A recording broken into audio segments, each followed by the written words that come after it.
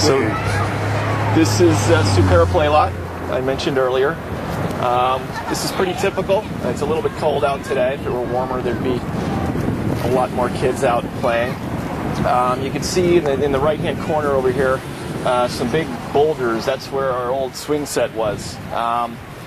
It's actually been removed for the time being. There was some damage to it, and we hope to get a new swing set. How does that work? Does the neighborhood pitch in and raise money for that? Or? What we have here is each park essentially has an advisory council.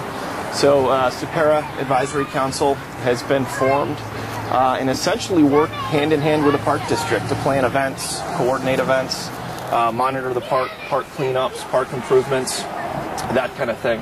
So, you know, as an example of that, again, the swing set, somebody on the advisory council noticed that it was damaged. Park department came out and removed it, and we're going to be getting a new swing set.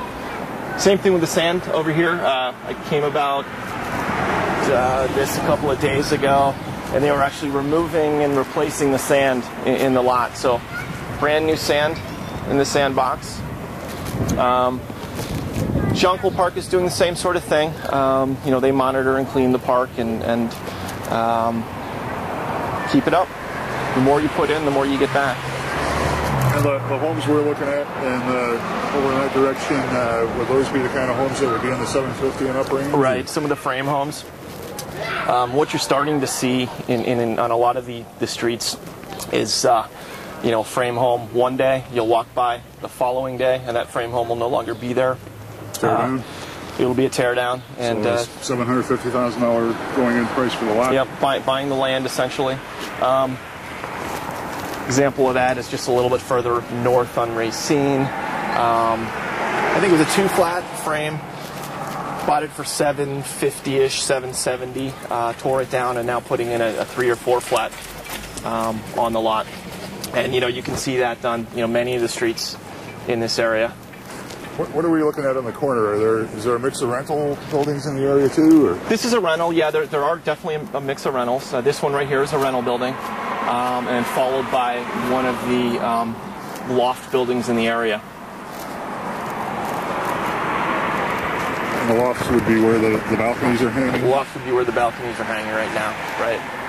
What kind of price range are you looking at, and what would we get for it in some of these loft buildings in the area?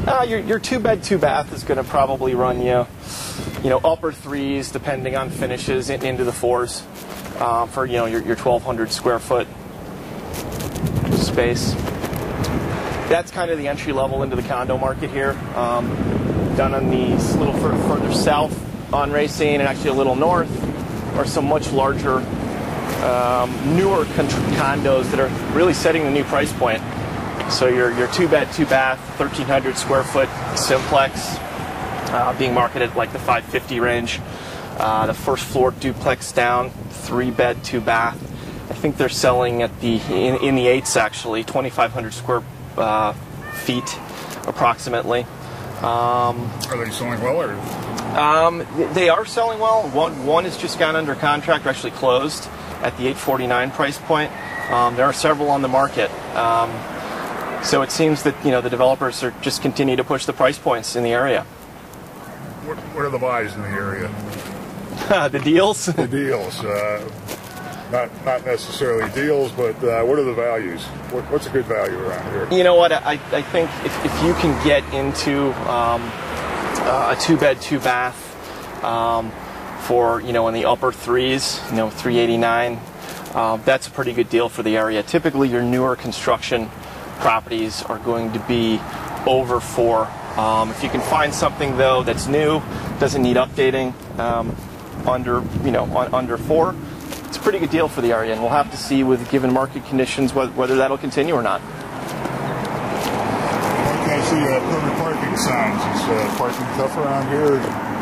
Streets parking is actually fairly easy. It's zone 143. It definitely, as you get further west, the congestion kind of eases up. Street parking becomes a bit easier, and it is permit. Permit throughout the area? Pretty much, yeah. I mean, I'm sure there's pockets where it's not, but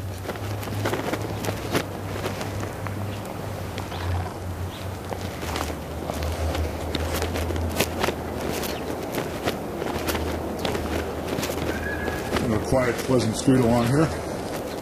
Right. We're on Draper. Mm-hmm.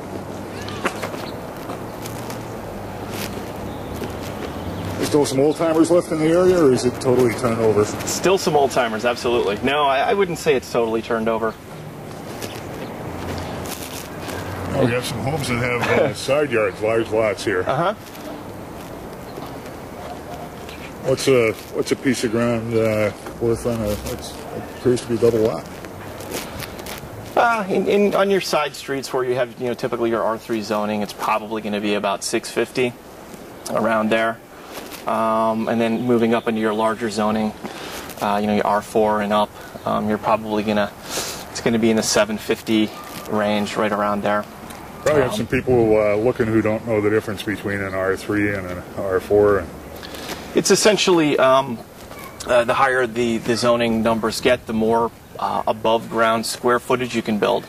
So, obviously developers are looking for things in the R4 and up category because they'll be able to go in, buy the home and tear it down, buy the land, buy the lot, and then construct a 3-flat that they can then turn around and sell. Mostly a developer market for the vacant land, or do you have people buying to build their own homes too? Actually, we do have people buying to build their own homes. A colleague of mine actually just did that on Racine. Tore down a small frame home and put up a monstrous single family on an R4 lot. So yeah, there's definitely all kinds. Is that a technical term, monstrous, or very big? very, very large. Very large. Not monster-like in the way of ugly, or no. It's actually a beautiful home.